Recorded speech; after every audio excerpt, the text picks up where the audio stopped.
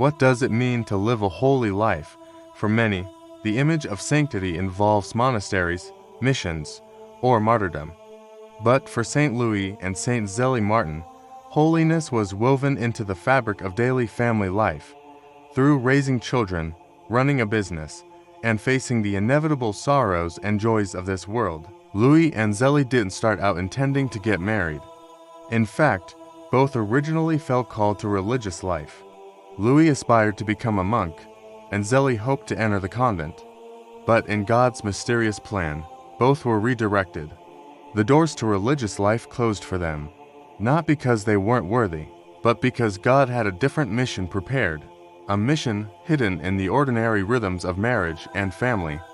They met almost by chance on a bridge in Alençon, France. Legend says that when Zélie passed by Louis, she heard a voice interiorly say, "This is the man I have prepared for you."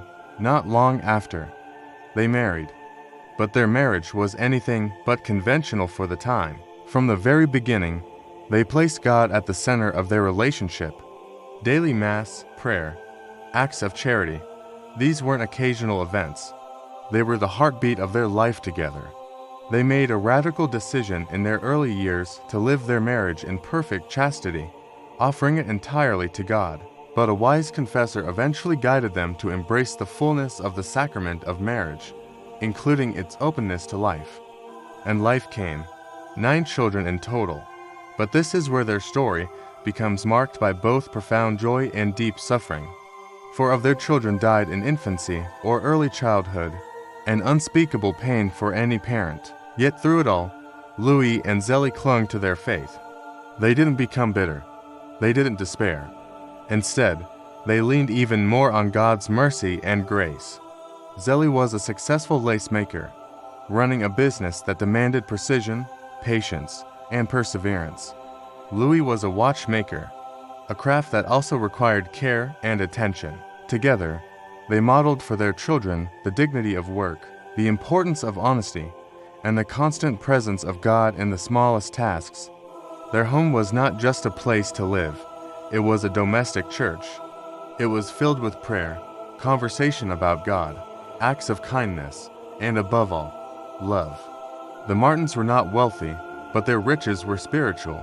They taught their children to trust in providence, to love the poor, and to offer everything to God, whether joy or suffering.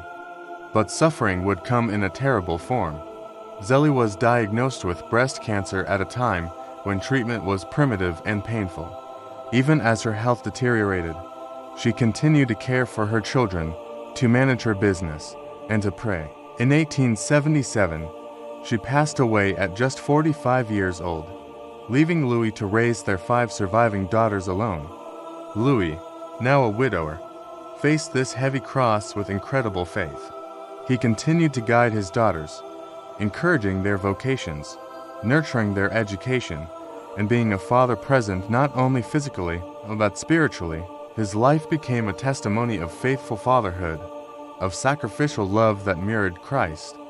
All 5 of their daughters entered religious life, most famously, the youngest, Thérèse, who would become Saint Thérèse of Lisieux, doctor of the Church.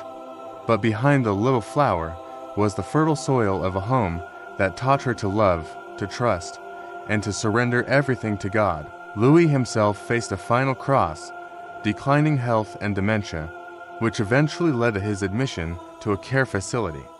But even in this humiliation, he embraced suffering with peace and abandonment to God's will. He passed away in 1894. In 2015, Pope Francis canonized Louis and Zélie Martin together, the first married couple to be declared saints together as spouses and parents. This wasn't just a recognition of their individual holiness, but of the sacredness of marriage itself as a path to sainthood. Their story isn't about perfection, it's about faithfulness, about trusting God through miscarriages, child loss, illness, financial struggles, and the challenges of raising children. It's about the truth that holiness isn't something reserved for priests and nuns. It's possible right in the middle of diapers, bills, homework, and sleepless nights.